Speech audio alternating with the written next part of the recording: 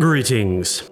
There are so many games that don't get enough attention. This can be due to a lot of reasons. There could be a lack of interest within the genre, art direction could be poor and uninspired, gameplay mechanics might be uninteresting or difficult to use, or the general subject matter of the game just might not interest you. I also think that the general gamer base has been somewhat lobotomized by a myriad of questionable marketing and psychological ploys made by organizations that are really hoping one day you're not able to afford any water. This status quo is upheld by the uninspired gaming advertising machine, which serves to slap as many popular culture references into the media as possible and then turn the saturation levels up to Newtonian, hoping that you'll be wowed by the awe-inspiring ingenuity of the latest PvP shit game, where all you do is learn new depths of linguistic depravity. Mainstream titles are just rammed down your throat and they all need to be big, bold, epic, usually accompanied by the auditory cliche that is the orchestral growl, just so you can have a hint of redundant flavor.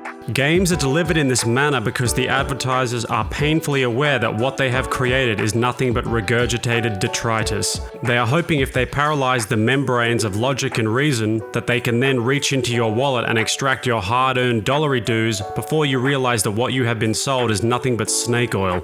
Not all AAA or quadruple A or any other combination of letters are designed in this way, but there is a prevailing trend regarding a commitment to quality, and it is going downwards in favor of some cheap thrills. Like, is anyone genuinely excited about another Call of Duty title? Does this game offer anything to anyone who's even remotely discerning?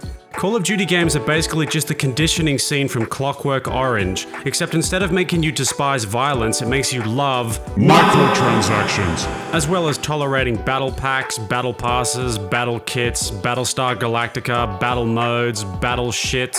You sunk my battle soul. I mean, the analogy has been made time and time again about how so many PvP, MMO, and multiplayer games are the fast food equivalents of games. However, that's a massive disservice to most fast food chains. The quality of video games these days seems to be determined by a roulette wheel. What you get could be disappointing and expensive, or expensive and disenfranchising. And it's not just the repetitive and recycled gameplay with tired formulas for engagement, it's the fact that storytelling has been fucked off out the window into another galaxy. We went from stories needing to be compelling because the visuals and technology couldn't allow for the experience to be delivered in its intended modality, all the way to today, where we have all the visual storytelling capabilities you could possibly imagine, yet nothing remotely interesting to say or ideas to provoke. Which is a shame, as there are so many writers out there with legitimate voices that are willing to expose their ideas and challenge new thoughts and discussions that could last a lifetime, yet so much of what we get is by the numbers dreck that has been recycled over and over again. But it's like a copy of a copy at this point, so any real value has been obscured to the point where it's unrecognizable from the original. Everything has now become the Souls-like version of this, or the Fallout version of that, or the Battlefield of this.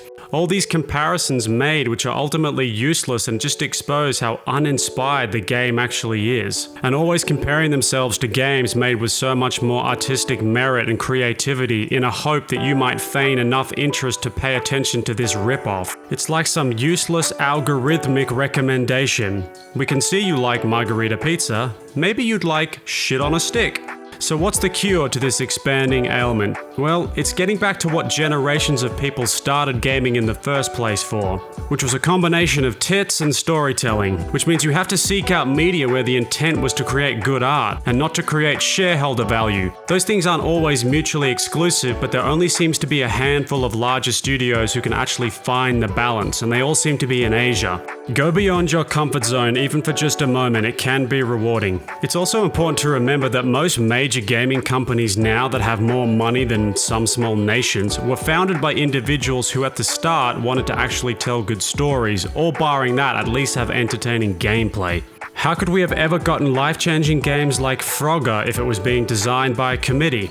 Small studios are the prelude to big ones, and so many indie studios have laid the groundwork for more diversity and evolution in gaming. It's just a shame, as by the time the small studio has evolved into the larger one, It's usually at the cost of the principles, whether that be professional or creative, that actually motivated them in the first place. One of the games that I think people should definitely take a chance on, had a big personal impact on me, was Limbo, developed by Playdead, a Danish independent based in Copenhagen. This game came out nearly 15 years ago, which is like a whole Avatar movie of time ago, but still to me remains as one of the most affecting pieces of media I've ever played. This game's music alone has been on a near constant roll for me since the game came out. The composer, Martin Stig Andersen, who did the score for the game, is literally still my #1 artist on Spotify every single year. This indie game managed to sell nearly 8 million plus copies and generate over $16 million in revenue, which does make it one of the more successful indie titles to be released. Also, just to clarify, the studio did receive a grant for $1 million from the Danish Film Institute, so I do understand that that means they are already abstracted partially from a lot of bedroom indies and solo developers, and whilst the total budget is still unknown, it's safe to say that this game was a commercial and artistic success. It's kind of amazing to me that whilst technology has made exponential leaps forward in fidelity and sophistication, which is all understood by Moore's Law, yet the traditional styles of animation and video game formatting can be as powerful, if not more powerful, than their 3D contemporary styles. 2D stylized games just have a timeless and intoxicating allure about them. Games like Abe's Odyssey, Rayman, Rainworld, Machinarium, Deadlight, Hollow Knight, Journey, Don't Starve, etc. All these games that are just saturated in a unique and deliberate vision for the worlds they operate in and the kinds of encounters that occur throughout the game. All of which games I just mentioned, save Deadlight, remove or greatly diminish gunplay as the problem-solving mechanic, and use a reward system that is predicated on skill through repetition and exploration as opposed to brute force and predictability. These games have all made a mark in the gaming world, which might not seem as obvious as something like Call of Duty, Grand Theft Auto, Ass, Creed, or Halo. Those titles, which were initially triumphs of mechanical fidelity and cohesive storytelling, now laid waste as boilerplate manipulative schlock. Apart from GTA, which has a great core game but a bunch of anti-consumer and predatory bullshit regarding all the ancillary content.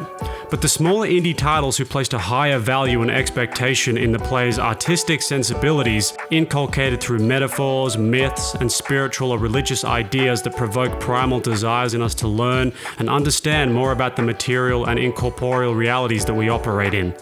Limbo was one of those games that really forced me to slow down and disconnect from the habitual need for constant stimulation by way of online multiplayer and action-oriented shooters. It's a reprieve from so much excess and technical complexity by radically limiting your character's abilities and points of interaction within the world. This luscious land of Limbo is made for you to drink in all the visuals and really immerse yourself in a strange, wistful afterlife riddled with melancholy and danger. From the second you awake in the world after the title screen, you have already been exposed to the central theme of the game, death and the afterlife. The possibility of a conscience that extends beyond the physical, as well as the ideas of a posthumous reconciliation that can allow you to move on to the next stage of life. This is all realized by the stunning black and white visuals that you see, additionally enhanced by the very noticeable parallax effects that manipulate the layers of scenery that you see throughout the game. And this small effect adds so much depth to what would otherwise appear to be a simple 2D monochromatic platformer. But in reality, you get this meticulously well-crafted and multi-layered environment that drives so much of the emotional storytelling, as well as providing a beautiful aesthetic that you can enjoy throughout the game. It's a really striking visual style, and it reminds me of so many black and white films that push the contrasts and shadows heavily to make suggestions about mood and emotional direction. There are so many little details that add so much to the world building. Small dust particles illuminated in the light, the subtle moss and foliage that blows gently in the wind, and even the smaller details like the boy's eyes like two flashlights illuminated in the dark. The subtle oscillating blur effect that's always happening in the background, keeping the lighting interesting and moving, as well as all the other white noise that you can hear in the background like little animals shrieking or a soft wind, only broken by the perfect accompaniment of the soundtrack in the scored sections of the game. The sunlight or main source lights are always billowing from above and beyond, spilling onto the middle ground to always suggest that some type of escape or salvation is near at hand. And the background always being hazy and just out of reach is also reminiscent of this dreamlike state where you can't get to everywhere that you can see, The constant obfuscation of the environment, disorienting you, not knowing where you are and what time it is. Again, fulfilling this idea of an interminable labyrinth that can only be overcome if you reconcile with death, completing the challenges laid before you, navigating through this ethereal landscape that acts as a metaphor for the stages of your life or the things that you have done. Every single frame of this game has been so intentionally well crafted for the maximal amount of intrigue and creative expression that you could capture any single moment and it could be a wallpaper. These are the hallmarks of a well-crafted piece of art, that all aspects, no matter how insignificant they appear to be, have been designed well with intention. The quality just leaks through every single aspect of this game, and the creators and developers deserved all the credit that this game received. The ideas and plot of this game has created a long list of online speculation to its meaning. There are several popular theories that can be identified given the thematic structure of the game and the content and characters you find within.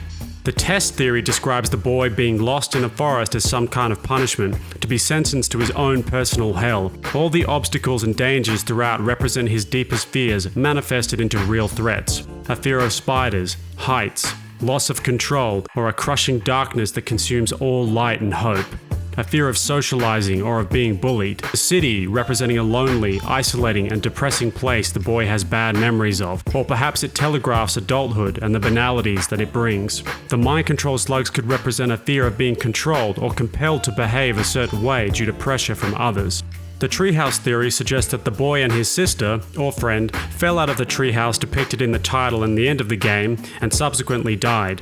The boy awakes and then begins to search for his sister and encounters fear, loneliness, and loss. His journey basically being an exploration of the death that he is currently experiencing, only to be relieved once he breaks through and understands that his life is over.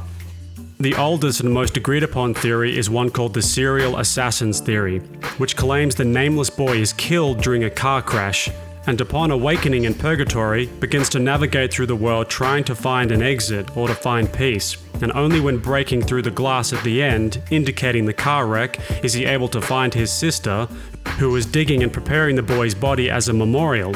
Once the protagonist realizes this, he is then able to be at peace and die, followed by his sister several years later as you can see her body next to his. Another popular theory is the coma theory, which says the boy and the sister fall out of a tree and were gravely injured, and that limbo is a comatose state that the boy is trying to wake up from. The events of limbo symbolizes his life with his sister from childhood to adolescence. Fears of growing up, the spider, the cogs, machinery, and broken down construction could be the environment they lived in, mechanized, lacking spirit, and monotonous.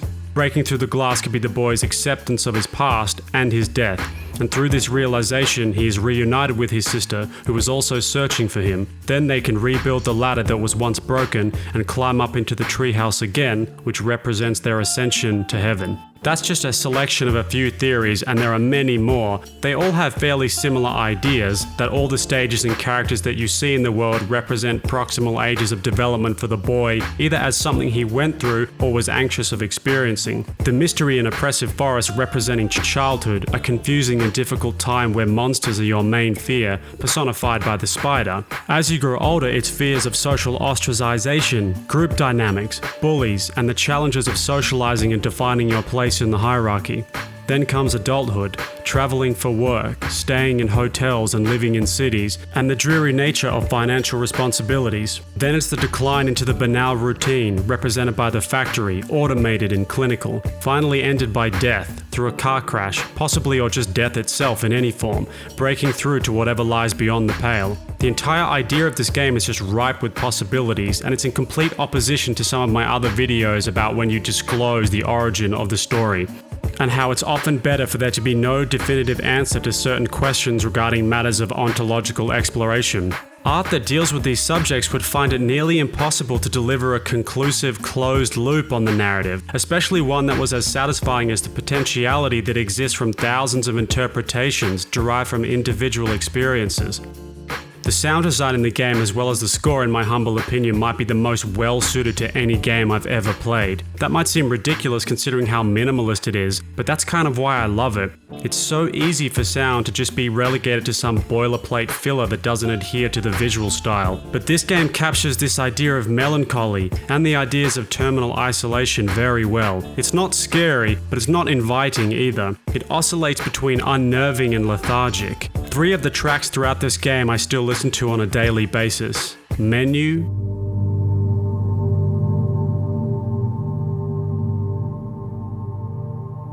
City,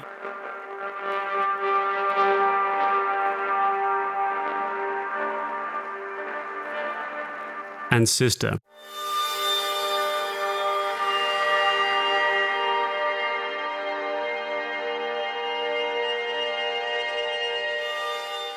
There is something so engrossing about these songs. The low droning sounds and the high-pitched crackles just transfix me completely. I really don't know how Martin came up with this soundtrack, but it's seriously a masterpiece. It's literally the music you would think you would be playing in purgatory. They're kind of soothing in a sullen way, but good when you're wanting to de-escalate. As far as the gameplay is concerned, it's pretty basic, but fun enough to roam around as this small boy. There is enough puzzle variation to keep things interesting, and the infinite lives is a nice way to not only make the game easier on your first run through, but epitomize the ideas of Limbo and Purgatory. The most difficult sections initially are probably the ones with the mind control grubs. This can be confusing at first, but once you realize how they work, it's pretty easy. The character himself definitely has this sort of surreality to his movements and control. Things feel a bit looser, and like gravity is slightly diminished, which again helps reinforce the ideas of Limbo. Limbo is just one of those games that really deserves your time. As the successor to Inside, another award-winning title made by the same studio, you can really see how critical the storytelling and world-building is. They are so intentional with how to present their ideas about life, death, the human condition and its fragilities. These games are works of fine art. It's not going to provide you with the longest playtime, but it's an antidote to the fatigue of a lot of modern hyper-animated titles. It's a brief yet thought-provoking and emotionally resonating experience that makes you think about the notions of life after death and what it means to go beyond the constraints of a physical form. So get some inebriating provisions or neurological enhancements, send a telegram for the fellows to come round and have a gay old rumpus with Limbo. But seriously, go support the devs, we need more games like this.